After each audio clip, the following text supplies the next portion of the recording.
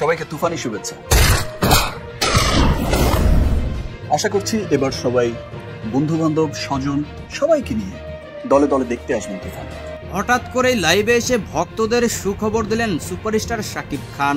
পবিত্র ঈদুল আজহার দিন থেকে সারা দেশব্যাপী মহাসমরায় চলবে শাকিব খান মিমি চক্রবর্তী অভিনীত তুফান সিনেমা। লাইভে এসে সকল ভক্তদের দলে দলে তুফান সিনেমা হলে গিয়ে দেখার জন্য আহ্বান জানালেন কিং খান। সবাইকে তুফানি শুভেচ্ছা। আশা করছি এবার সবাই বন্ধু বান্ধব স্বজন সবাইকে নিয়ে দলে দলে দেখতে আসবেন তুফান। সেই সাথে তিনি আরো বললেন, আমি চিন্তিত, কারণ সিনেমা পাইরেসির ভয়, তাই সকলকে অনুরোধ করব পাইরেসি থেকে দূরে থাকার জন্য, এবং কেউ পাইরেসি করতে চাইলে তাকে বাধা দেওয়ার পরামর্শ দিলেন শাকিব খান। প্রিয় দর্শক, আপনি কোন জেলা থেকে তুফান সিনেমা দেখবেন কমেন্টে জানাতে ভুলবেন না।